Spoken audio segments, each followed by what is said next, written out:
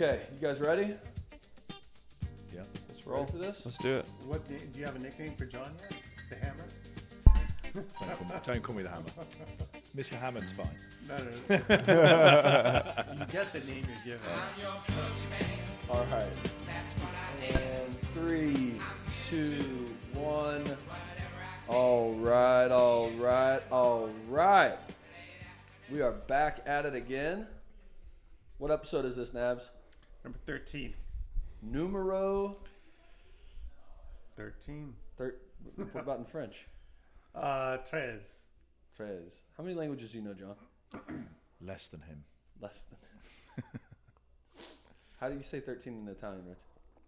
13. Whoa.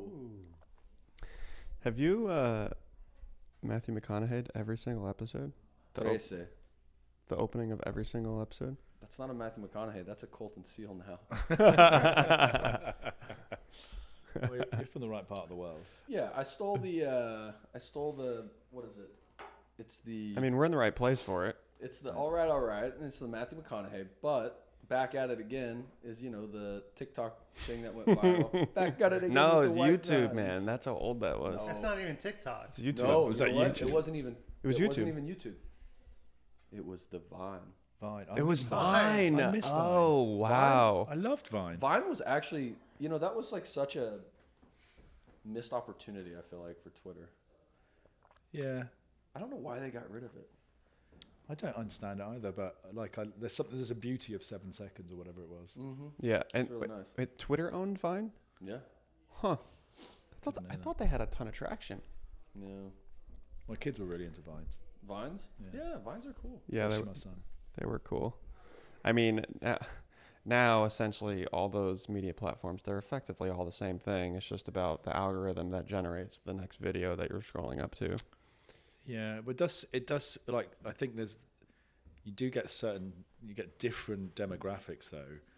I feel like if it's interesting to see what's happening with Twitter as it becomes less inclusive in some ways and more inclusive in others. It feels like it's really moved. It's got a kind of political lens, Oh, yeah. and you're starting to see advertisers leave the platform. I can't go onto Twitter for more than First off, 10 minutes Twitter at a time. Ads, have you ever tried to run ads on Twitter? No. It is like a 5-year-old built it. So I tried to run ads the other day on it, just testing it out. And I was like, oh, $20. It was like, who would you like to target? And I was like, people in the U.S. Okay. It was like people in the U.S. It was like, okay, go. Like there was no like. That's it. Yeah, that was it. It was like No other filtering. people in the U.S. Any cities? Austin, maybe. Like that was it. There's no like. That's I funny. want to target people in fintech. That it was. It's a bit, and then your money is spent like that. Because all these bots all over the world, they just come in and they start clicking on your ad. And like you start seeing the demographics that are on your ad, and it's like everyone from India. Bots. Sucks. And I'm like, why is my shit being shown to people in India? Like I don't follow it. You know what I mean? Like it's Yeah. bots. That sucks. Anyways, well, for the sake of time, because Nabs has a call with a customer, got to collect that dough. We have a special guest today, Mr. John the Hammer Hammond. I told you not to call me that. All right. We got. You won't like that one. You just call me whatever you want as long as it's Mr. Hammond. It's Mr. John the Hambone Hammond. No, you definitely yeah, can't call me yeah. that. That is like we're done. Yeah, You've had your go, Colton. So we've got John the Mr. Hammond. There you go. Finally. John is our newest board member. He actually came in for the board meeting from the UK, all the way in from the. There's a direct flight, British Airlines. Yeah, well, I rode, but yeah. Yeah, you rode. I rode all the way over. You rode all the way. That's why I've got such big guns, man. Yeah, it's all the rowing. Yeah. So John, background, most of you might know his background as former CRO of Currency Cloud and Rails Bank. He is in previous lives worked with Nabil.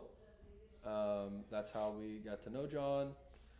Anywho, I figured for this episode, since we don't plan anything, we should, just Make me do the talking? yeah, let John do some talking, maybe interview him a little bit, ask him about, his career. I don't know, Nabs. I know a lot about his career already, It's not for you. but you put me on the spot. I think it's more for you guys to ask the questions. I'll add some color, play by play. There you go. So John, tell us about, from childhood, where you From childhood. I was a young boy running in the field. Well, interesting facts. Former professional cricket player. Whoa. No, I wasn't a professional cricket player, but Well, I you was were pretty pretty darn good back in the day. So tell us about John. What your career, your life. Okay. I don't know. Interesting facts. Yeah, interesting facts. Okay. I'm surprisingly tall. Yeah, very tall. Deceptively, I think, is the way to think about that. So, born in Iran, Nice. came to the UK, set in mid-70s, late 70s, and stayed post-revolution. Yep. How old were you when you came over? So we came in 76, so I would have been 5. Do you remember? Yeah, do you know what I remember? I don't think, memories are, every time you remember a memory, you're remembering the remembrance of the memory, right? Right. Yeah. But the thing that sort of really stays in my head is when we came to the airport, I couldn't tell you which one, I'm assuming it's Heathrow because it was 70 whatever. Yeah. I remember 2 things that really struck me. One was policemen's helmets in the UK Policeman. because they have the kind of dome. It just Yep. like as a child, it really sort of, I don't know what I was thinking. I was just like, what is that? But the other thing, being brought up in a very warm country and then looking at the sky Oh right. as we were leaving the airport, and it's this kind of really, it's just the British sky's got black, white, it's dark, there's a little bit of blue in it. Like it's just this kind of I just never seen anything like it before because we just don't have that kind of sky. Yeah. So it was quite extraordinary. I remember that. That's my first memory of the UK. And then bit of boarding school. Then didn't go to boarding school. Blah blah blah. University stuff like that. And then I sort of accidentally got a job at IBM. Oh yeah, we were talking about Yeah. this. This is good. Do you know this story, Nabs? No, I don't. This is good. So a friend of mine, one of my best friends still today, he worked at IBM. He was a year ahead of me at university. I took a year out in between going to university and finishing college. And it's such a silly story. So my goal is not to work. My goal is to go and sit on a beach in Thailand and learn to dive. Right, that's my goal. Yeah. Love it. All right, very clear about my career aspirations at this point. And Here's what I want to know. Hold on. So, like today, we have like Instagram and like all these things, and that's why like I feel like so many people like they go to Thailand now. They see all these people in Thai. Oh, I want to go to Thailand. I'm gonna be a vagabond in Thailand, kind of thing. Like, How did you know about it? yeah, then? like obviously, that's always been a because UK. we know about countries in the UK. Goes back to stuff. education. Is it like was it like one of those things where like you met somebody that was like telling you about Thailand and it's like But it was weird because between 16 and 18, traveling was what everyone talked about. Right. We all wanted to do some form of traveling. Okay. And I think there was a couple of guys that we knew that were a year ahead of us at college, and that's up to 18 in the UK. And they'd gone, and when they came back, they were telling us all about it. And so it was this kind of like, Word You're of like, mouth. wow. yeah. So you couldn't look at, you had to go to a book. That's what I'm saying. You couldn't like. There's no like like James Bond pictures. films. That's Right, what we James got. Bond. Like Yeah. that's what we got that stuff from. Well, I sound ancient, don't I? But yeah, No. I mean, like that's not. It's just like literally like this is before. just really different. Yes, pre-mobile phone, everything. Right? Yeah. So that's my goal was to go sit on a beach and chill out and learn to dive. And so a friend of mine was working at IBM, said, hey, we've got some hourly rate jobs, just some labor, cheap labor kind of jobs. And it was really well paid, even for today's standards. And what we were doing, it was called the thermometer survey. And it was when IBM was really a hardware business. And we'd phone up customers and say, everything all right? And that was it. But there seemed to be no purpose to it. So anyway, I'm being me, long hair, earring. I don't own a suit. I've got a shirt and one pair of trousers, and I'm standing in this queue, and for the photocopier, just mouthing off about my opinions to my buddy. And the guy behind me says, well, "What would you do?" And I'm like, "Well, I'd do this." I just had I'd record the data, I'd have it standardized in a database, I'd ask standard questions, I'd ask standard people, certain contacts, that kind of stuff. Anyway, long story short, I end up in charge of this thing, like 2 weeks into my hourly rate career at IBM, and they ultimately offered me like a contract to stay with them. But I did manage to get a little break in between the end of the hourly rate contract and the permanent contract to go and do a few weeks in Thailand. That was my prerequisite. And was it awesome? Was it everything you expected? Oh yeah, man! Like, it was so cool. So I went to an island. You can still go to it now, called Koh Tao, which is like a diving island. And when I went, there was 2 boats a week. 2 boats a week. That's so cool. Yeah, and I was going from Koh Phangan to Koh Tao, and at the time there was no road across Koh Phangan, so the only way you could get to the port was some dodgy truck round the beach, and quite often it would go into the sea to go round. Mm-hmm. Anyway, I missed the boat. And I was due to meet some people on Koh Tao. There's no phones, no mobile phones, no one's texting anyone. Yeah. And you couldn't even who would I even telephone on a fixed line? Just real quick, the simplicity of I was thinking about this the other day. It's like, hey, I'm gonna be there at 7:30. Yeah. Right? Before we had cell phones, I mean, I guess you could have had a payphone that you could have called from, but let's say that was probably. Yeah, but who are you going to call if the person's going to be meeting somewhere Right, that's well, not near a landline? So you're not going to call anyone. You show up on time. That's what happens. Yeah, you make sure you turn up. Time, and or if you don't show up on time, it's like, what, we give them 15, 20 minutes, and then that's it. well, Move hopefully he finds us. Hopefully kind they're of thing, fine. Yeah. That is, but it's so pure, so Those simple. were good days, man. Bro. The beeper changed everything for us. The beeper. The beeper? It did. Yeah, man, takes me Are back. you kidding? Yeah. I had a The beeper. Well, yeah, because that was that was your Mom beeps notification. You call home with My the home my phone mom number. beat me. I just ignored it. Yeah, well, I know. He was a good boy. He was a good boy. You Yeah. have to have a push tone button so none of phone. We had a rotary phone when beepers were introduced. My parents couldn't do it, so they went and got a push button phone. So we- Wait, why couldn't you do a beeper with a rotary phone? You can't because there's no tone.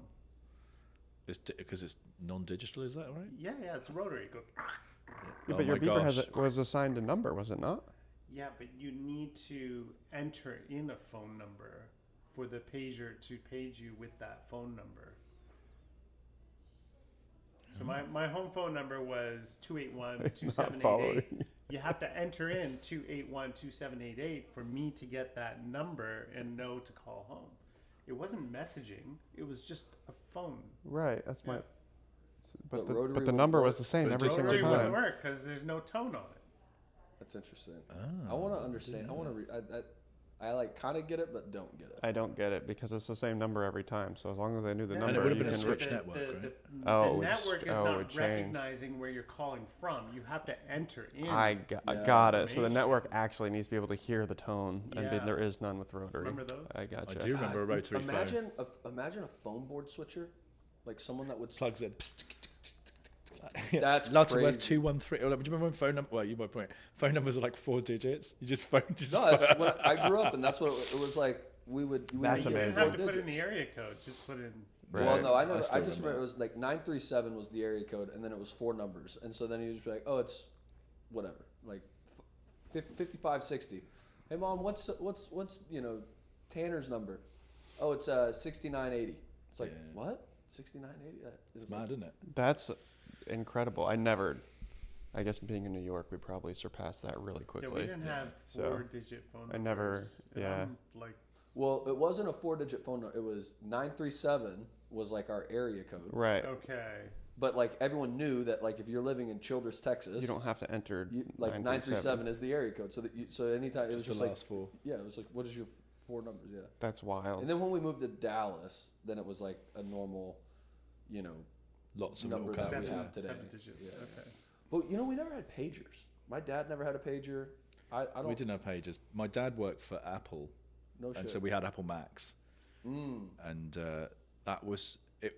It felt so weird, but I didn't realize quite how special it was Yeah. at the time. Yeah. And like when we were kids, I grew up near a IBM location, so it's kind of the whole world synchronizing, if you like, So Yeah. your first computer was a Mac? like a tower, a Mac tower, like a black and white That's Mac cool. tower. That's yeah. pretty good. Yeah. Mine Yeah, was but I didn't realize how special that was. Mine was a Commodore 64 Whoa. Well, the Wow. first computer with I, a cassette. yeah. Yeah. Well, the first A computer regular I owned cassette player. was a Acorn Electron, Okay. which was BBC Basic. My parents bought it for me so that I could program in Basic. So Yeah. Nice. that's why I went into Basic. sales. If and or vice versa. All right, so you're doing this thing, IBM. You go to Thailand. Did you take the truck to get to your friends? Meet up. No, with well, I missed the boat. So what'd you do? I knocked on a door and rented a room off someone because there's no hotel. Get or out of anything. here. So I got my guidebook out, Lonely Planet guidebook, and there's some stuff in there saying like if a house has this sign on it, you can rent a room. So I rented a room for 2 nights, played cards, and drank sweet whiskey with this family. They rented me their son's room Get out. That's of here. for like a incredible. couple of bucks a night, and then I caught the boat, and the people I was supposed to meet came and met. They said we just assumed you missed it. We just came the next day. That's exactly That's how Oh, it wow. worked. Yeah. Mate, like it was pretty. I like the whole island at the time was just divers. That's all it was, just dive shops and hotels. And they turned the generators off at like 10. There's no electricity after 10. Yeah. Oh my gosh, that's It incredible. was like it was amazing. That Those were is. great days, though. Great Yeah. days. Like we at school, elementary school, we'd say, okay, we're gonna meet at 4:30 for street hockey, and this is where we're meeting Yeah. this time, and we'd just be there to show up. No, Like, I mean, It was like that was it. But I think we're about, like- we're both Gen X, right? I mean, when we grew up, I mean, the parents we were reminded locally. The parents were reminded, "Do you know where your children are at 10 o'clock?" Because they were out. We were out, right? Yeah. We had to get this daily reminder. Do you know where we your had children are? Are we they had home we yet? had curfew because so we grew up for our age it was like it's weird because we're in the middle, so 90, right? And it's like that was still when computers like were really going mainstream, but like you still did a lot of the old school things, right? Like kids didn't have cell phones until we probably hit middle school. Yeah. And then, but like before that, right? It was like, Granny had a rotary phone. Yeah. I used the phone book. Yeah. You know something that they don't do Phone anymore? That I find I would call the operator or 411 Yeah. to like call play. But you know what they don't do anymore? So in elementary school, they would send you home a book, right? That had everyone in the school's phone number. So all the students, right? Like it would have their address and their phone number so that you could. I don't know I'm if like- we did that. They No, don't we do never that. did Like, that. I don't think we did that. but here's what's We awesome. didn't have 911. That was an innovation. You had to have Oh, the wow. The phones would come with the fire, ambulance, and But- police on the but phone. check- You dial. Check this. Uh-huh. Check this. You could just go in the phone book, right, and be like Nabil Siddiqui, and like go find Nabil Siddiqui. Maybe there's 1, 2, 3, 4, 20, doesn't matter, and it's like their name, their home phone number, Yeah, and and their their home address. The address. address. I know. You can't do that today. I don't think. Do they like? I don't know how. I you think you know can do it if for they're- businesses, but you can't do it for individuals. Right, like it's like weird. It's like there's less privacy then, but less privacy. It's like No, it's white pages. You Google Can you somebody, still do find it? them on white Can you? pages. It's the Yeah, same. there's It's more or still less white the pages. Is it? same info. Yeah, Yeah. Is it still like a thing? But Yeah. today It's a you thing. can Google someone and watch them puke up into a bucket on Right. Facebook. Yeah, right. It's so strange. I'm glad none of that's on social media from when I was a kid. Like, Oh it my feels gosh, like- it can you feels like a imagine what kids blessing. deal with nowadays? It's like, that's gotta be Yeah. brutal. So like, it's really like when my kids got to that age and started doing it, you got to kind of trust them. But like, I really did have to say to them, like, you won't understand the implications of this, Right. but try not to put this stuff on there. I'm not going to go into the whys and wherefores with you right now, but just note that it doesn't go away. It doesn't go away, yeah. Tough to understand that, though, right? it's like, complicated. yeah. So I 12 want or to hear the whatever. story though. What happened after IBM? Oh, so I was at IBM for a while, and I did the training, and it was amazing. Yeah. Sales school, like it's just off the charts. They don't even do it anymore. It's so expensive to Yeah, do. because IBM had a really good. This is what I like about IBM. Sales is school. They taught you proper sales. Yeah, and I guarantee I use it still today. 100. You have to. Yeah. But but it was much more than sales. It's business it's acumen. marketing. Yeah, but just how to what is conduct val- yourself in business. What is value? All the things. Yeah, But it like right down to how you conduct yourself when you get out of the car in the car park. right. How you conduct yourself in a lift. I remember being in a lift, actually Currency Cloud days with someone. We were at a bank, we were leaving, and he just starts talking about the meeting, and I'm like, just stop. Now I know it seems obvious, but like to an IBMer, that's like sacrilege What Yeah. to talk to about. talk because you don't know who's in that lift. Right. Right, and the idea is you leave the building. It's like a respect thing, but also it's a kind of it's Privacy. it's about privacy. Yeah. So I do IBM, do all that kind of good stuff, and then I left because it just wasn't me. Some people stayed, and it really felt like it was good for them. I left and I went and joined a really big reseller, like one of the biggest resellers in the UK, and that was a journey in itself. I ended up in Chicago for 18 months or so as part of that journey. And then I sort of, Hence, that's why you like the Cubs. that's why I like the Cubs. I just randomly picked the Cubs. If I was going to randomly pick an American sports team, I'd pick a good one. I thought you liked their uniforms. That's all. No, I used to live on Addison and Halstead. Okay. So it's just 3 blocks down. Wrigleyville's cool. Yeah, it's cool. It's That's a pretty That cool. spot. stadium is insane. Stadium's cool. So much newer than I expected it to feel when I was there a thought it couple felt years newer. ago. They had renovations, right? Oh my, massive renovations. Nothing about that stadium is old except for the wall, Characters not gone. The wall, the Ivy Wall. the Ivy Wall. Yeah, Yeah. that's about it. But it's such a cool environment. I'm sure when you were there, exterior of it, the to walk exterior, around, yeah. did they have all the bars that had the seating on the roofs Yeah, outside of the stadium even then, right? Yeah, Yeah. Just beautiful. Really cool. So I got like a season or so there. So it's the year that Sammy Sosa was hitting home runs. Oh yeah. Oh, Yeah. Yeah, you could hear them in my apartment if we were out the back. Yeah. Here's Sammy Sosa's back.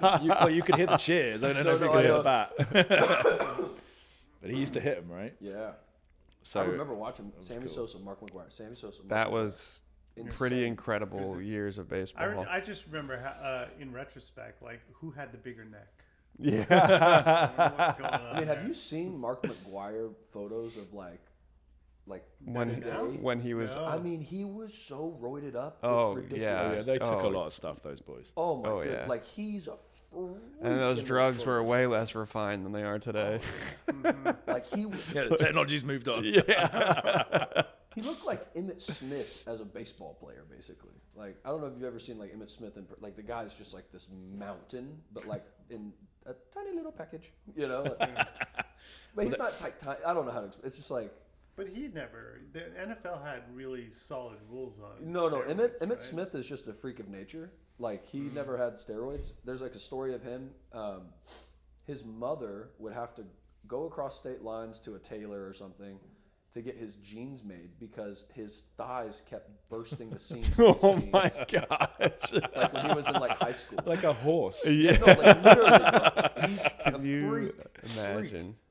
Wow, Anywho, that's amazing. all right. So reseller, and then what Yeah, happened? so I did that. Chicago, Cubs. Chicago. Come back to the UK, and then I sort of did my own thing for a little bit when I was finishing an MBA, and then I ended up at like one last reseller, and we had a really successful run at the end of that period with the first reseller I joined. We got acquired into a much bigger company, And frankly, I got a little bit ahead of myself because I'm like, hey man, like I'm doing the thing, you know, I'm part of the gang. We've done a management buyout, all this kind of stuff. And so I thought I could do it again, and you know, it failed horribly. And then the sort of second, third of my career started. I joined a company called Rackspace. Yep. So I went from like the old world, tin, software, IBM, you know, mainframe, mid-range, all that kind of stuff, to web hosting, digital marketing. And then whilst I was there, I ran their cloud business across Europe. Yep. Which was, you know, it's online sales, it's per second billing, all that kind of stuff, completely different business models. So it could really open my eyes and sort of change my perspective on the IT market. Because, you know, I think the thing that I got that people started to get towards the end was with cloud, as I would see it, which is now infrastructure as a service, it wasn't like web hosting. We weren't really we were selling it for web hosting. But what I could see at the time was where we've ended up today, which is... What was that? I don't know. I hope the roof's not going to fall now. What I could see at the time was that we're sort of playing for all compute. Right. Like all compute, and everyone was like, yeah, it'll never catch on. It was a bit like e-business at IBM. Oh, e-business will never catch on. The same was happening with cloud at Rackspace, a really famous hosting business in San Antonio. And it was so obvious to me that this was how computing was going to be purchased in the future. And it was a great business. We had a great time, but we were being killed by Amazon, who really knew how to do it. Yeah. And So But Rackspace came first before AWS, yeah, right? but they were But they they're a didn't- service business, Rackspace. Yeah, they didn't Right. start out Business. as Rackspace Cloud at first, wasn't it? Was it? No. Was it Rackspace hosting. Rackspace hosting. Yeah, Right. really good at it, and it was all about the service, Yeah. Well, it was the Fanatics. fanatical support. Fanatical Yeah. support. Yeah. I really admired Rackspace. It was. Yeah, I same. learned a lot of stuff from Rackspace. I've made a lot of friends at Rackspace. Got a lot of respect for it, but they really didn't know how to do cloud. I remember speaking to. Well, because they were in hosting, then AWS came out, and then Rackspace is like obviously okay. Well, we need to get into cloud. Well, I think the US business had opened what they call huddles, but they'd also backed their own technology. And they said it was open source, and they did a deal with NASA to do this open source thing. I can't remember what it was called. And Amazon were just like, we don't care. We're just going to do our proprietary thing. But they were they were growing so much faster because they were pure cloud, so they had one thing to focus on. And we were fighting this kind of religious war inside our business about dedicated managed hosting and cloud, because the value sizes were so much smaller. And we were sort of protecting the dinosaur that fed us, right? Yeah. And so it was kind of tricky in that respect. But I remember speaking to Taylor Rhodes, who was the president at the time. He was running the UK European business, and I was saying to him, like, we've got a problem, Taylor. And he said, what? I said, we're sort of competing with one of the most sophisticated marketing machines that has ever been invented, Amazon, right? And he said, okay, well, give me an analogy. And I went, we're competing against a Formula One car on our hands and knees. Yeah. Yeah. Right? That's the level we're at. And I think as soon as those words came out of my mouth, I knew that I had to leave. I had to move on. I had to go and do the thing that people did on top of infrastructure and service. Yeah. And that's when I got into Currency Cloud. That was the kind of the next step. And it was a pretty wild journey from, 30 they'd already built the thing, but 30 guys in a room, or 30 folks in a room, to however many people it was when I left. It was, it was a really brilliant ride. I learned a lot of stuff. We up in the US business. We met. We started the APAC business. I learned a lot about how to be a CRO, and then I did a series of those, which ended in Railsr. So actually, like the CRO part of my career is bookended by 2 fintechs, but in the middle was loads of software companies. Right. And so my joke at Currency Cloud was everyone was currency people. I was the cloud guy. And so, like, I think they brought me in to cloud it up a bit, because before it was really just technology that they sold to FX people, and it was really good technology, and it really worked. Are you responsible for changing it from the Currency Cloud to Currency Cloud? No, that was Todd. Todd, okay. Yeah, that was because the moniker that everyone talked about it was TCC, the currency cloud. And he took the out. I think he'd seen the Social Network or something. Yeah. The Facebook. I don't know when he called it Facebook. But for what it's worth, stuck. it is a lot better than the currency cloud. Yeah, but I could see it. I could see what it was about. But like, it was, for me, it was really exciting. And the way I thought about it was, wow, I'm selling money you can't touch. This is like, who came up with this idea that we're going to have money in a cloud that you can't touch? We get to sell it. Like, this is incredible. Yeah. But it was a lot of fun. And then I decided at the end of Rails that I didn't really want to do corporate anymore. So I just sort of leaned into this idea of maybe I could help other companies, right? Maybe I know enough stuff that I can help other people. And so now I've got, clients like yourself where I help them. You've been kind enough to invite me on your board. Thank you very much. Appreciate it. Yep. So yeah, it's the next bit of the journey. I think my days of pedaling really, really fast are over. Not because I can't, I just don't want to. Yeah. It's nice. Yeah, there's some moments. There's some good moments. Yeah. What's a high, like, what do you think, like, so through all the years of, like, or not years, the companies, what's, like, if you had to, like, pick a highlight, I don't want to get too, like, oh, what's a highlight of your life, but, like, career-wise, like, is there, like, a memory that sticks out of, like, oh, shit, that was a turning point? Yeah, it was at Rackspace. And I hope, I'm still in touch with a lot of rackers, as we were called, and I hope they all remember it the same way I do. It's a tough place to be successful because the standards are so high. And when I ended up running the cloud business, we measured it on monthly recurring revenue. And when we first got to 1 million, that was kind of special because there was a lot of things around it that had created that. And I sort of did this kind of weird experiment where I was trying to, because it was a company about as much about feelings and values as it was about principle, like technology and activity and stuff like that. And what we did is the Simon Sinek Start With Why. Yeah. So what we did is we got everyone the book, we watched the videos, talked about it. It was like a book club. And then I stood up and I said, this is my why. This is why I come to work. And then we asked people to volunteer to do the same at our weekly meetings. And everyone did. And we, to the point where we couldn't stop people. Like, we've only got time for one today and everyone wanted to do it. So something extraordinary happened in that team. I think I've built 3 great teams. This was the greatest. And it was so special when we hit 1 million, like from 0 to 1 million MRR, like less than a year. That's awesome. And it felt like a startup in a bigger company. And we did what we do at Rackspace. We minted a T-shirt that said 1 million done, but I only made them for people in the cloud business, so they became like really high quality currency. Like, oh, can I get one of those? What are you trading? So we did that, and then we did this other thing because it was a really special moment. I remember when it happened. The sales guys walked, because with these huge floors in this building. I remember them getting up and walking over and hugging the techs. It was genuinely magical. That just felt special. That's really cool. Yeah. We ended up in a casino. We hired an entire casino overlooking Piccadilly Circus as the celebration.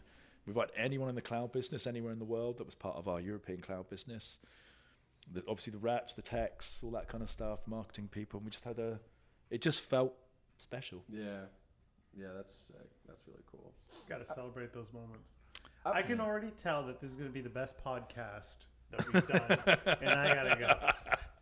Is that why it's going to be the best podcast? I can't wait to listen to the rest of this. You got 5 more minutes. I gotta see what's going on. All right. Nabs, maybe we'll still be here when you get back. Maybe. Good God, what are we going to talk about for that long? I don't know. We'll figure something out. I've got a plane to catch in a couple of days.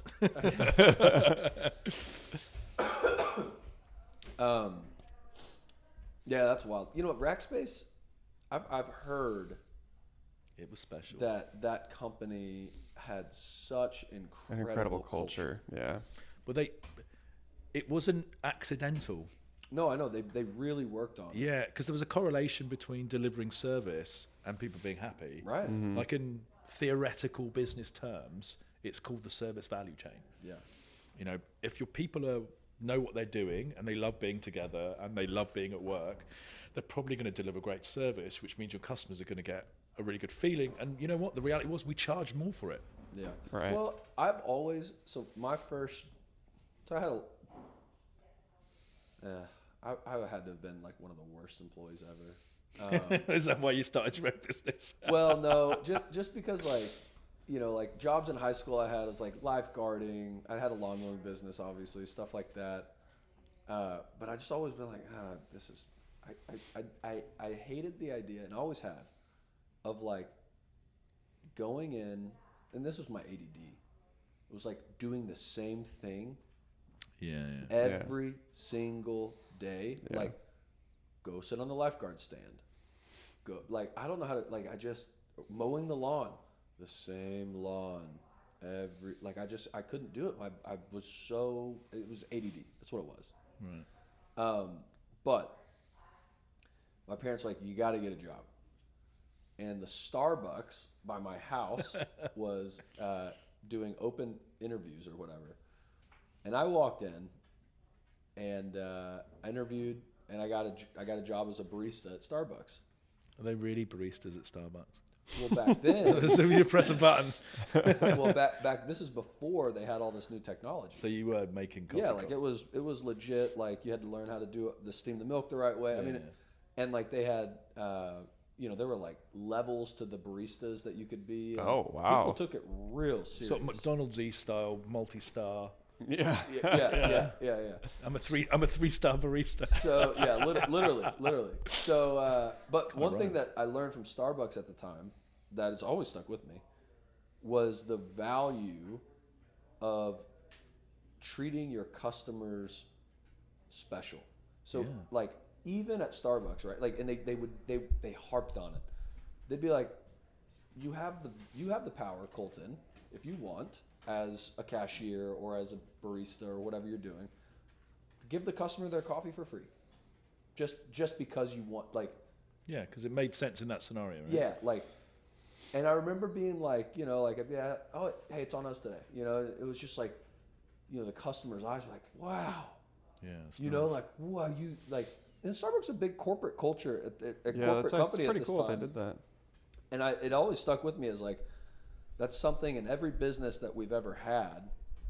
Like in college, it was T-shirts, and I think we're doing it now at Route Fusion, but it's not think. I know we're doing it at Route Fusion, but it's this culture of service. Yeah. And really good customer support, really personable, right? Like, But that's not about caving in and doing whatever the customer wants. no. It's a very different thing. No, I think it's easily confused for a lot of people, but it's about having a kind of balanced relationship, but you can be good about it. Like the way that I see it is it's not transactional, it's relationships. Yeah. And even if you're massive, and this is what I find really cool about Rackspace and companies that are at scale that had that type of service, is they were able to like build empathetic, like very empathetic CS people or service people, whatever. They may not have ever heard of this person that's calling in, right? Yeah. But when they answer that phone or they engage with that individual, it's like a level of like they care. They really Authentically care. Not Yeah. just like fake, like they really care. And you know, for us, we're not at that scale where it's like we know all of our customers. Yeah. Like we're on first name basis, like text messaging, Slacks, like all those things. But yeah, I think it's just such, and it's once you can build that culture, then I think it's incredibly difficult to compete against, right? Because like most of our competitors, I would say, are highly transactional, right? Well, because it's banking adjacent, right? And the banking world and the people that come from it, that's not a priority. Exactly. Safety and regulatory compliance is the priority. Exactly. And so like, which is kind of annoying because like, I say annoying is not the right word, but like competing against sometimes like going up pricing wise against someone, and it's like, look, here's our value, right? And you can't deny the value. Are we more expensive? Probably a little bit. Like we're not trying to be the guys that are like, oh, top of the market pricing, but like we're gonna price accordingly. But then when we get people come in and they're like, oh, well, so and so is giving me like this price. It's basically like free. Like how do I pass this up? And like you pass up all the other free stuff that you get given. Yeah, right. Yeah. And I look at and I don't know how to answer them sometimes. I'm just like, well, you know, maybe that's the right decision for you. I can tell you what you're likely going to experience, right? Yeah, it's so difficult. But you know, and I think like at Currency Cloud, like some of the former people that worked from there, obviously Nabs talked about this. It'd be like, hey, go ahead. If you know, like we know our value, like this is what you're going to get from us. This is probably what you're going to experience there. We'll be here. Yeah. I think that's an authentic response. You know, if you, it's almost like if you doubt me, if you doubt what we have to give you, that's your prerogative. I'm not going to chase you. I've made my point. I've done a professional job. I don't want to lose this relationship. Going back to your point, right? You've got you're adults. You can make your own decisions. We hope you choose us, but if you don't, we'll be here if you change your mind. Yeah. Right? Not when it goes wrong and we're going to prove you wrong. Right. It's that kind of thing. No, it's not that. It's like, look, we're pretty confident that we know the experience you're going to have. If you go down that path, we'll be here. No hard feelings. Like, come, you know. Well, at Rackspace, there were a couple of really interesting things about play on this service concept. So everything we did was to demonstrate the quality of our service, right? So we would teach people how to do a tour. So you can't go to the data center because they're secure locations, right? But you can come to the building. The buildings are pretty funky, like different themes on each floor. Like one was a garage, one was a library, one was a, you know, whatever it was, right? It's fun, yeah. And so they had it was in the old mall, San Antonio Mall. Yeah, it's huge. It was called the Castle. Was it really? I did not know that. 3 million square feet. Yeah. Wow, holy cow. Yeah. But in the UK, they sort of had a very similar thing, much smaller building, but very similar thing. They sort of recouped an old building. But we would teach people how to give a building tour to focus on support. And about the idea of this is the service you get. This is what service means to us. And you could show it. And part of it was like getting the right angle in the building so you could see as many people as possible. To say, yeah, they're cheaper than us, but look how many people are here, right? Like no one's going to be on holiday when you call in, you know. Like, oh yeah, they've got 6 Linux guys. That's cool.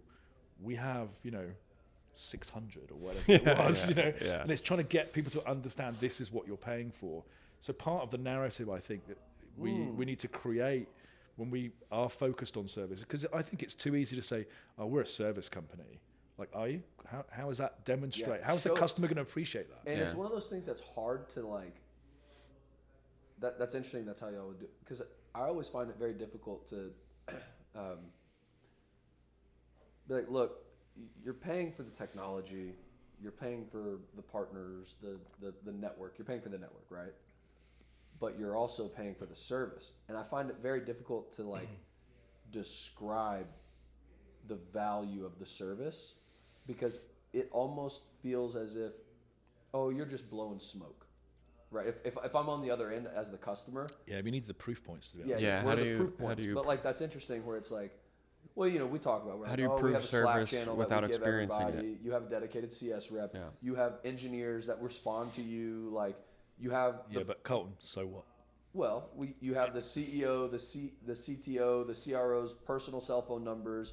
If anything goes wrong, like you text us. Like we are all in, right? And we back it up with like we don't go after a very large set of customers. We intentionally have a very, I don't want to say small set of customers, but intimate set of customers, so that we have personal relationships with them and we can give above and beyond service. And now our competitors, they'll price it away. They're playing a different game of a numbers game where they just want to get as many as they can, and hopefully some of them turn out and work out and some of them don't.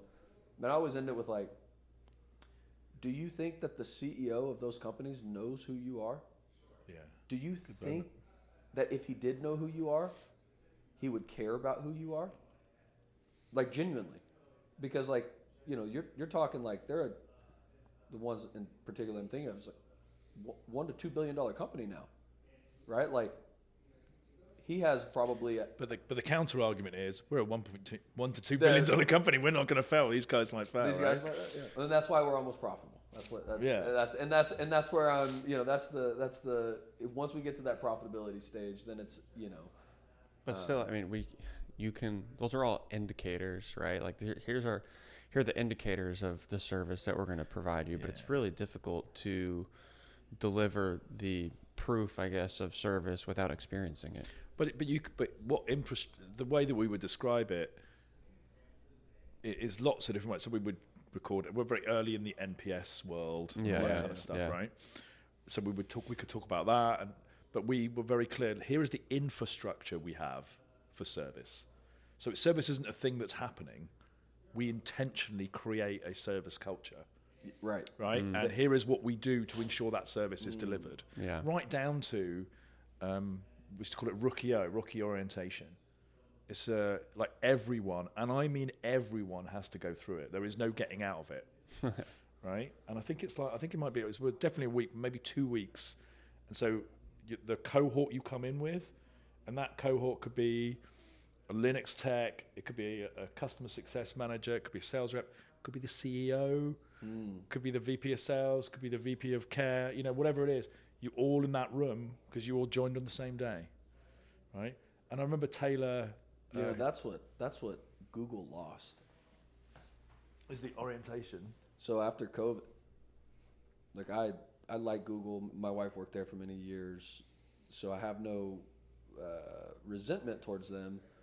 What I have though is like dismay towards what's happened to the company, right?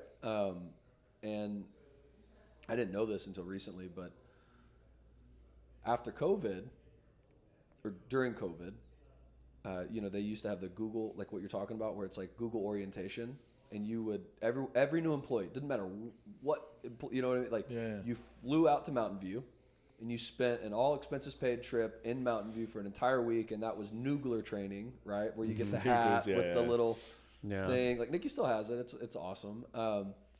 And that was like where symbols of culture. Yeah, and that was like where you were, like you said, you could be with the new like SVP of cloud, and you're like this low level L1 customer service person, but like you're all there, and you meet all these people, you go through all the stuff, you do other things, and then boom, you go back to wherever your office is in Dublin or in Austin, Texas, or whatever, and like it's just like this like shared experience. You all embedded shared the into the same culture, experience. Yeah. But now, during COVID, because they stopped doing that, and then when they brought it up, like, hey, we need to bring Noogler training back in, and this should tell you everything you know about Google today. Oh, but it's look how much money we're saving by not doing it. Oh, it's such a look how much Shame. this was inside out way of looking at it. Yeah. And like How much I can't name value names. you're losing, right? I can't name names because it's like but like let's just say it's like the executive of Google making this call, which is like one of the Did he go through it? the same, or did she go through? Or she? Yeah, She's The furious she didn't. savings. No one else is having it. Yeah. Right, and what it is, they brought in all these Wall Street guys, gals, all the former bankers or whatever, and like it's all about the bottom dollar. But I'm like, that's why I can't possibly be like bullish on the. I'm bullish on the growth of Google because it's like, look, it's Google, like they're gonna figure it out. They got a ton of cash. They are the internet kind of thing. But at the same time, like when I was in college, that was the number one place I wanted to work because like culture. Yeah. And now, what is the culture? There is no culture. They have what is it? It's dead. It happens to all of them. It happened to Rackspace. It happened to Rackspace. Well, they got acquired by private equity. Oh. And got taken off the market. And Is that what kind of like did Rackspace in? well, I think two things did. I think that didn't help because it killed the culture. Yeah. Huge numbers of people left, and huge numbers of people were fired. Right. Yeah. And all those kind of things were done. But like, there were things that were that were real privileges that may well have been considered entitlements by the end. But for example, every employee accrued £25 a month towards a fund budget. So we would spend it once a quarter. So I had a pretty big department. It was quite a lot of money by the end of the quarter, like £75 a head, and like maybe 100 people or so. And we go and do something. Yeah, that's Right? cool. And it wasn't. And one of my things was like, I don't want it to be going and get drunk every time, right? Yeah. Oh, yeah. Although there is a terrific picture of me in a nightclub with about 30 shots of tequila in front of me because I was trying to spend the fund budget. I don't know what that photo is, but it was just me going like this. But we tried to do a lot of really cool stuff to do it, and also the team got to do it. But what it did is it made us into a gang, right? What's up? Lost my video. Oh, I lost my video. What happened? The storage full message. I'll fix it. Cool. All right. But it just made us a gang. It gave us things to do together, you know? And so it felt like you were with your friends at work, Yeah. you know? Yeah. But yeah, that all those kind of things went away, and it just became a place to work, Right. you know? And I think that's a bit of a shame when things like that happen, but hey. Yeah. That's Then you're a totally different organization at that point. Yeah, because you've ripped out all the things that bound people together, and then you're sort of hoping for the same result. Yeah. You're hoping for this service culture, but you're doing nothing to put service together anymore. Right. And so, Right. you know, what do you You're expect? not really all that incentivized to. Yeah. Where can we save money? But every time, there are lots of great. It's a ludicrous idea to think you can't save money and you shouldn't consider saving money when you run a business, right? Right. Because that's a good thing to do. But this idea of there are areas where you think you are saving cash, but you're losing so much of So this is part of the business. and this is something that it's so impossible to how do you quantify it?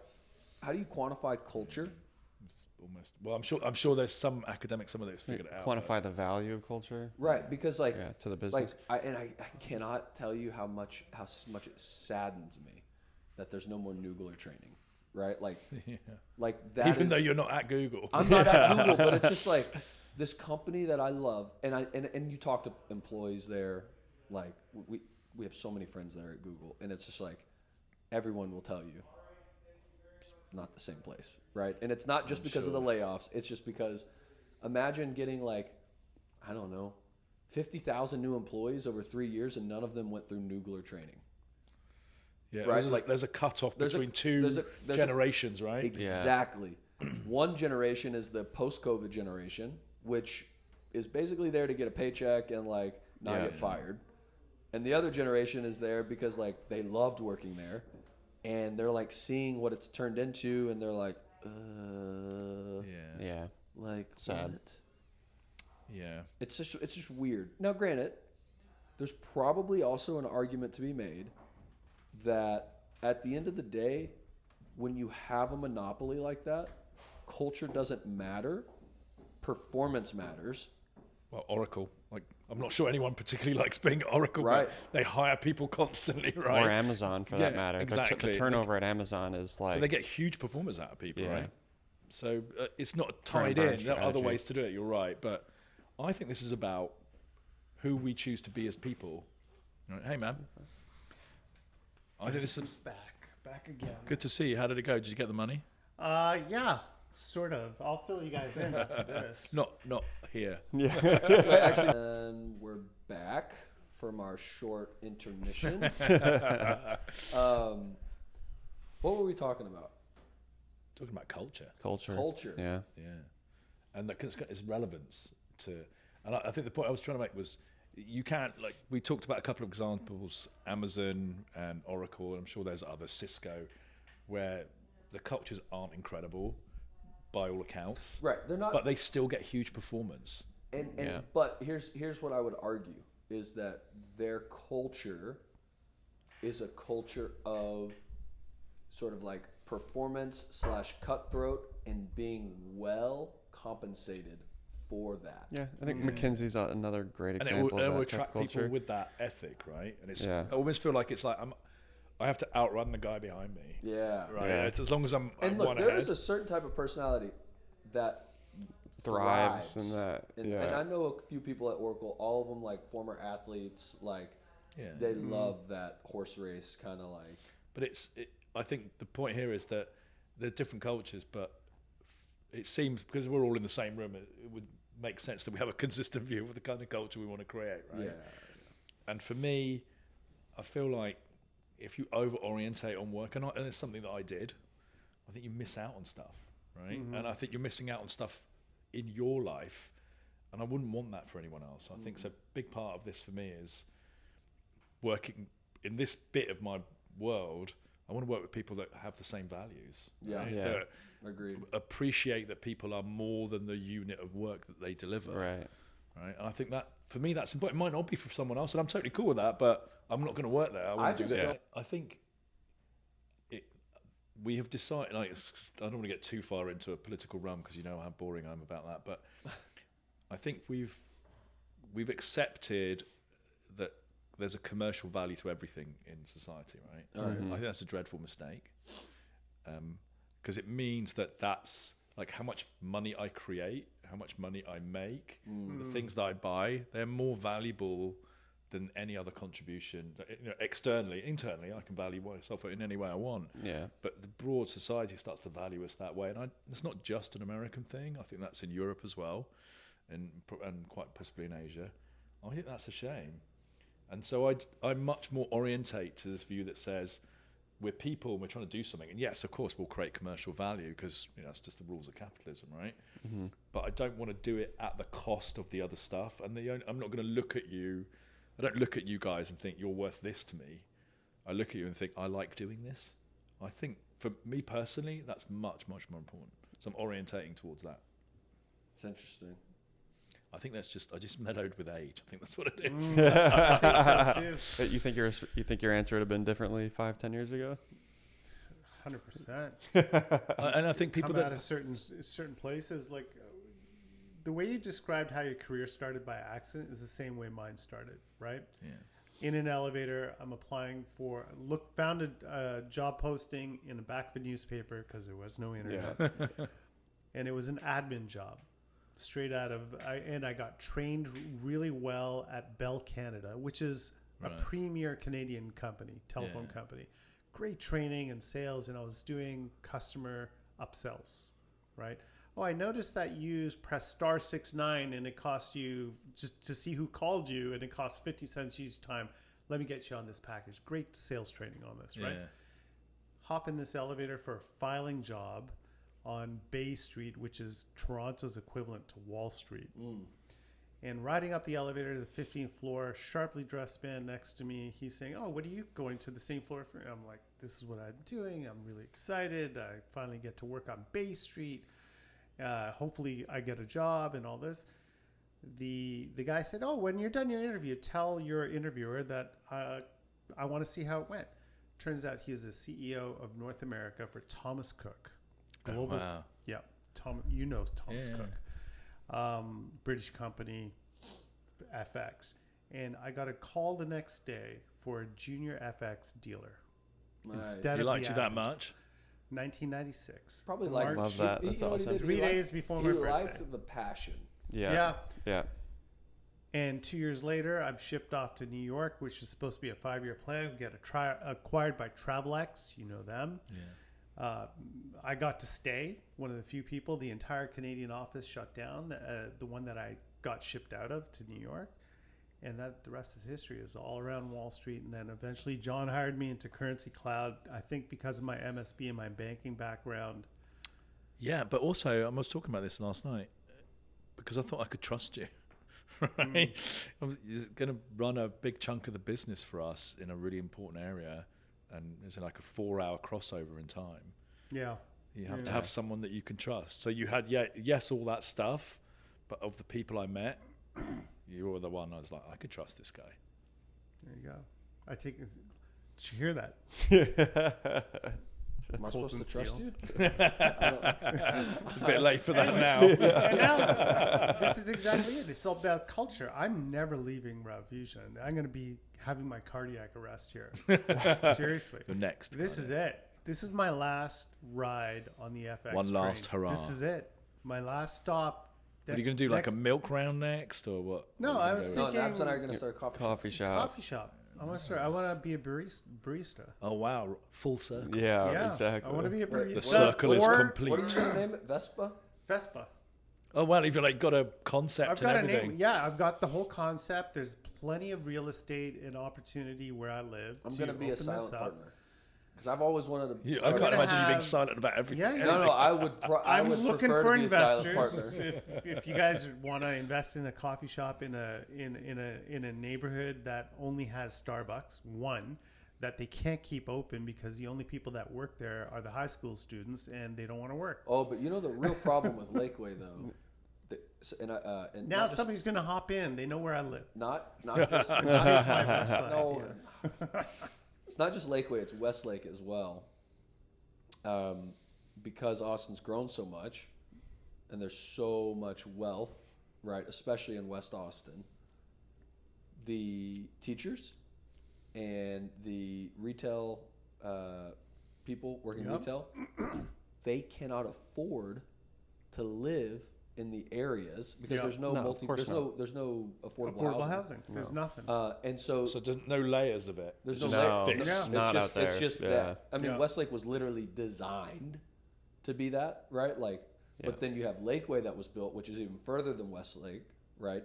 And I guess Lakeway is kind of the same way. But anyways, long story short, Starbucks can't find people to work there Yeah. because it's too damn expensive Yeah. to drive 45 to 50 minutes Yeah. to Lakeway every single day. And Right? they close on exam week because the students are the only ones that are willing to work. They Yeah. close their That's shop wild. That's actually incredible. during exam week. Insane. Yeah, it is. The only Starbucks. I'll in the bleep year. out. I'll bleep out Lakeway. Yeah. What was that? Oh yeah, good. 'Cause somebody's gonna hop in and take that No, idea. no one's gonna hop in. Anyway, so the goal is to I'm gonna actually sponsor an Italian barista to come in, speaks no English, and just make the coffees and get a few of them. And Is it a prerequisite And- that they don't speak English? yeah, and if you want to sit down, you got to order pastries. If you want to just come in, stand up at the bar, have your espresso. Oh, like and a move on. proper Like a espresso proper- bar. Oh, an Proper actual, Italian. a proper bar. Yes, with I remember with being in Italy. gelato in the evenings and a place to Oh, then you need. Then it needs to be called the bar. Well, I don't know. No, you can't do that. That would be too confusing. It'd be Yeah, too just- confusing. just People Vespa. wouldn't get It's a it. bar. I'm gonna have a Yeah. Vespa, antique Vespa in there, Nice. and have a Fiat 500 antique parked outside. Now the thing and is, just now, do now the the- whole here's thing. the thing. Here's the thing. To do this, in order for it to be successful, all of those holds true, but there's one thing that you have to absolutely have. That is the game changer. Never get high on your own supply. I shouldn't drink my own coffee. Eyes popping out of your head by like 3 p.m. Like, I've had 17. You have to have affordable drip. Yeah. Yeah, yeah. Like, they'll be like, drip. like, and It'll when I be say the affordable, only- I'm talking like 50 cents. $1.50 or like $1. Like, Mm-hmm. come in $1 drip. If somebody were to offer, I mean, you remember when we sat down at that coffee shop that roasts their own beans, and we did the math on the margin that Which one espresso. Oh my gosh, coffee margins are Yeah, crazy. so we sat down and we just did some like napkin math, right? We looked up, okay, they buy raw coffee from Colombia, they buy X amount of pounds, right? You know that you grind, it's like 10 ounces or whatever of however many espresso beans for one shot of coffee, right? So you can do the math. It came out that like buying in bulk, roasting your own beans, one shot of espresso cost you like 20 cents, and they mark it up to like $4 now. Yeah. It is Coffee margins are great. it's I'll even do 50 cents drip. I don't care. No, about it's- well- the drip. well, the it's not thing is- about so- the drip. It's about the other coffees. well. So my right? point is like you would absolutely go bonkers if it was like, hey, it's not just and I say it, you don't want to compete on price, but like it's like compete like it's almost like nostalgia. Oh yeah, I go in and I can pay $1 and I get a Yeah, coffee. like the old. You can still do the old way. The old way, but you can still make money. The Now, Costco problem- hot dog. Yeah, the Costco hot dog. Now I'm sure there's like maybe it's like $2 for a cup of drip instead of $1 because $2 is still reasonable. But like something that's just so Yeah, Like- no brainer. like your mind is literally like what? Just think of all those Stanley Cups Yeah. full of coffee, right? Yeah. So So you could even have like I'm like even gonna fill your Stanley import- cup. Oh my goodness! I'm even going to import Italian water for this. That's the whole idea. wow, Wow. that now that Proper gets it. Italian. I expect to coffee. see like a Italian marble coffee bar. Yeah. That's exactly it. Sweeping bar. And the whole concept's in my idea, like a cave-ish sort of. Have you built a environment. Pinterest board, a mood board? I don't, but I don't even You know should- how to use that shit, man. Yeah, you do. I'm struggling with helping my son create a YouTube You can you can channel. create Here's- you can create a hedge. You can do that. Here's the thing. What you got to start off with at first is just the coffee shop in like a tiny sliver like this that offers $2 cups of coffee with your Italian barista, and prove that people are going to come to your store. Yeah, No, or like you a can't- pop up people or are- something. Yeah, like a people pop-up. are starving for this. I know, but you know, before we go off and Yeah. spend on $200,000 on a build out, you know. Oh well, the way Well, that on the Fusion's marble going, bar On the alone. marble, yeah, and the imported Italian water. Yeah. You know what you do? It's all in my head. It's, Nabs, you know who what you knows do? if I'll end up driving a school You know what you bus. do?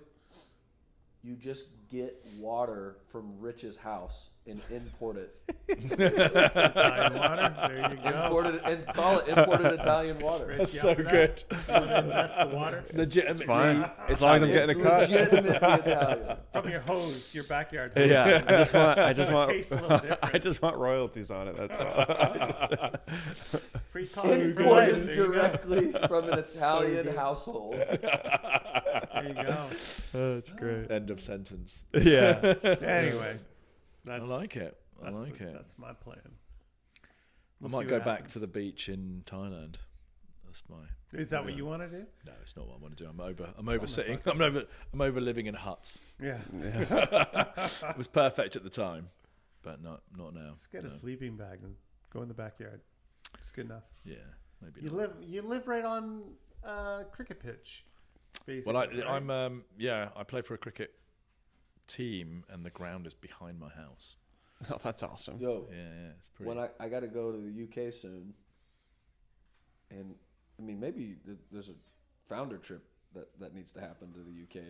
Go we see, have a lot of people to see. go see Jesse. some people. I have many bedrooms in my house. You're welcome to stay. Either way, John has offered that on Sunday, It's a non-competitive cricket day. and I'm gonna play Oh, that would be Cricket. a blast. cricket. Yeah, it's good. Oh, you know what? I would Play just some come there to cricket. watch that. I want to On play. my own There's a time. bar. You can enjoy Yeah. the bar. Yeah. I want to play Overlooking the- so bad. Well, it's on the pitch? same level, but yeah. Sounds like a blast. Doesn't that sound awesome? Yeah. Have you ever played cricket? No. It's How But hard I could used it to- be? easy. When I You should lived, watch the video before you go. I want to play so bad. when I The lived ball in, is hard, slightly larger than a baseball, smaller than a softball, and you don't wear Heavy, gloves. heavy. is You're it like the catching with your consistency bare of hands. a, you know a lacrosse ball? No, it's harder Feels than a like- lacrosse ball. It's heavier than a. Yeah. And it's got a Heavier? seam down it because it's two pieces of leather connected Okay. together. Gotcha. There's a big Single seam. So it's actual leather. Yeah. I think it would be fun. Have you Oh, seen yeah, a I'm sure it's a bowling, blast.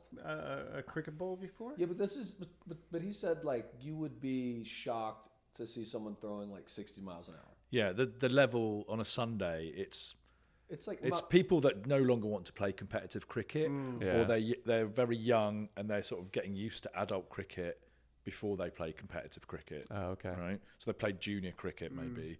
So that it's a It nice sounds- mix, It sounds fun. and actually, and you still get a little bit of you think get a they little would bit of the take- you think- sledging You and think stuff. like when I walk up, you would like I would everyone knows that like I've never played cricket before and they'd take it easy on me. Yeah, because you'd say I've never played before. That's That's exactly- you would be talking about it as you walked out, but also they'd be rolling their eyes, going, "Oh God, another fucking American." I would. Meanwhile, I just blasted out of the pitch. That, Well, yeah, I mean, good for you if you can, right? But like, I think batting would be easier than bowling. Bowling has a would be lot of so- technique, yeah. and I think you guys are all pretty athletic. I think fielding would be fine. Does The everybody fielding is no bowl? problem, but No, the right? bat You is just pick like more than it's one twice as person heavy. or No, I've held it. I've held it. So you know how heavy it is, right? I really want to play. Maybe we should just go in Austin and play before we go, and just surprise John. Just get really good. Yeah. And There's then no get out there and pitches just start around here. whopping them. The closest pitch you'll probably find is Houston. Maybe. No, up in North Austin. There's a cricket pitch. Yeah. There's got to be an They Indian have league. there's or an Australian something. game. There's an Indian game. Like No, Yeah. well, that makes sense in North Austin then. All the tech companies are in North Austin. Oh yeah. Yeah. If there's Indian people, there'll be games of cricket. I guarantee. those, it. and they are so good. I'm so intimidated. But they'll love. Like my experience of playing cricket anywhere is that it's really inclusive. People are just delighted that you want to play cricket. Right. Yeah. Well, I guess that's also true too, Very because friendly. like with cricket too, it's not like like sand volleyball. We hate when people would come up to like, Oh really? oh yeah, because hate. A because- lot of people do. Because they're doing Top Gun stuff.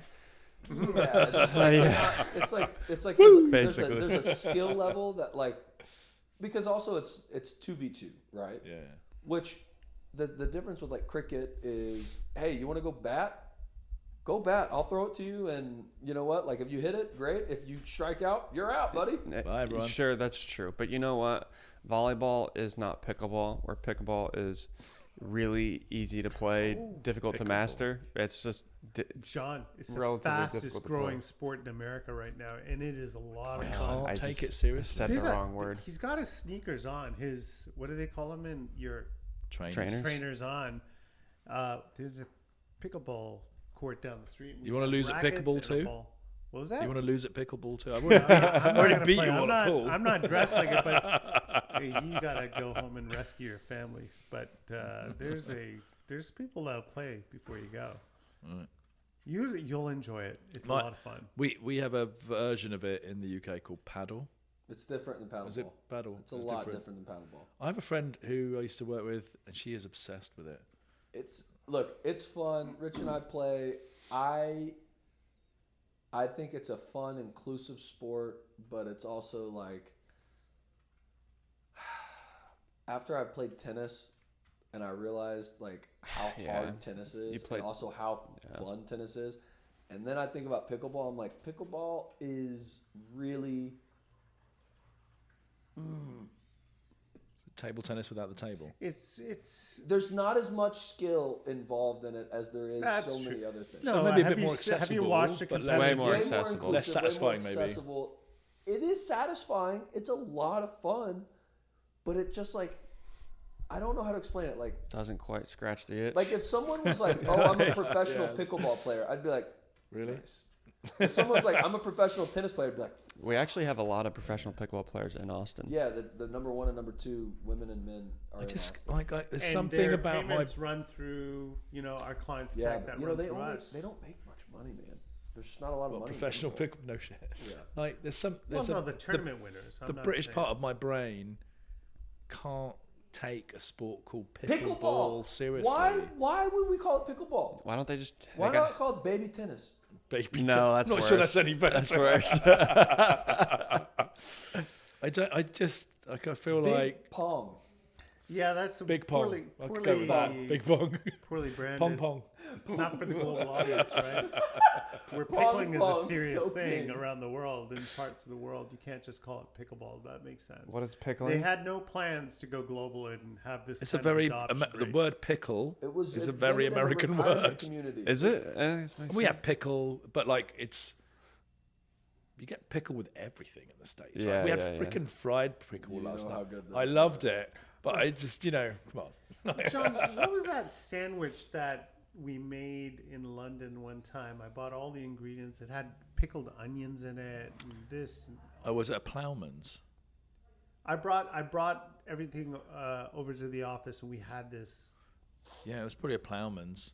Plowman's. Yeah, so Is that what it's called? in the old days, the ploughman would come in from the field, and we used to buy these at pubs, and it'd be like what we might today call a smorgasbord. So it'd have like a load of pickled onion, a massive hunk of cheese, Yes. a massive hunk of bread, Yeah. then like a chunk of cucumber, tomato, Pickled. and pickle. Right, like, All of them pickled.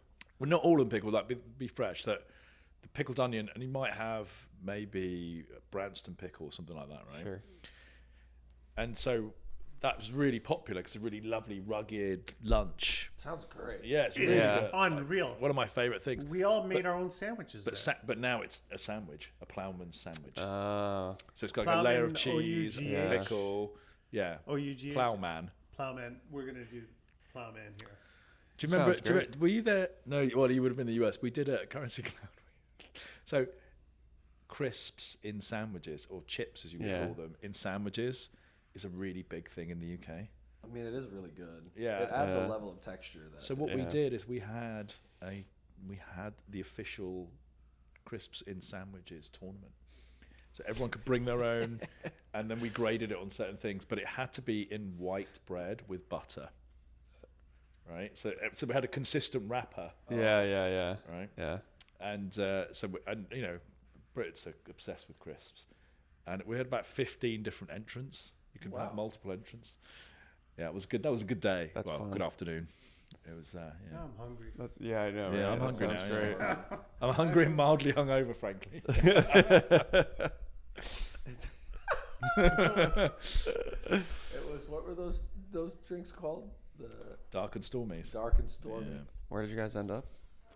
We were at Whistler's. That way. And then we ended up at Revelry Wow.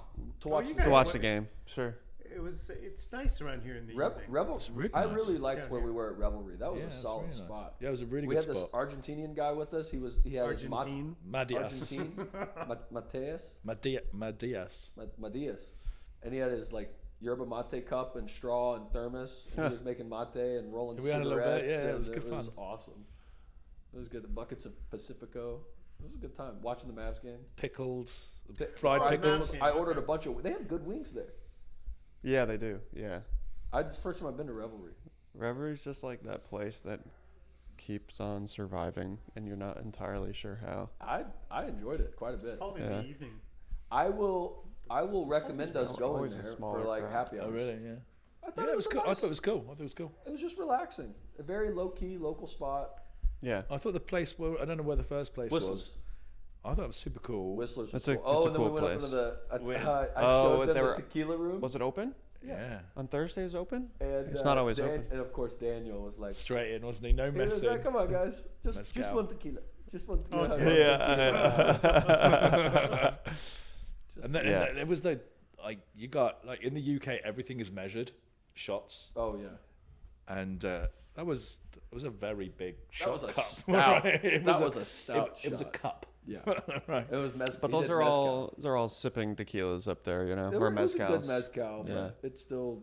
It was like, oh, you're supposed to sip it. There's no way I can sip this, Yeah. man. It's like pure ethanol. still put a little hair on your chest. Yeah, absolutely. Yeah. Absolutely. All right, y'all ready to wrap Did this we up? talk about fintech today? No, this wasn't the point. Well, we did a little bit. Little We talked bit. about You Currency know, technically Cloud. we did. Talk We about talked about stuff like service that. and- Yeah. yeah. It was a bit of business. You My missed that reposts bit. are all about the fact that we don't talk about fintech ever. The best podcast about fintech that never talks about fintech. Yeah. It's probably Yeah. what makes it the best podcast Yeah. about Yeah, fintech. probably. Wow. I think I'm going to use that from now on. That's our thing.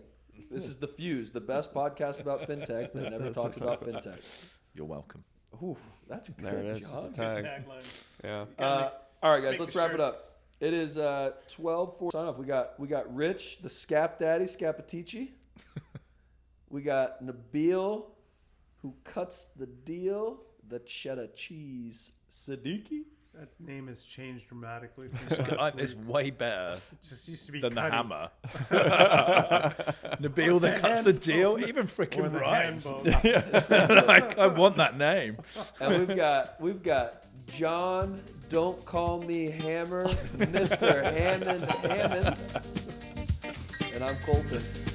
Thanks for having me. Next week. Boom. I'm your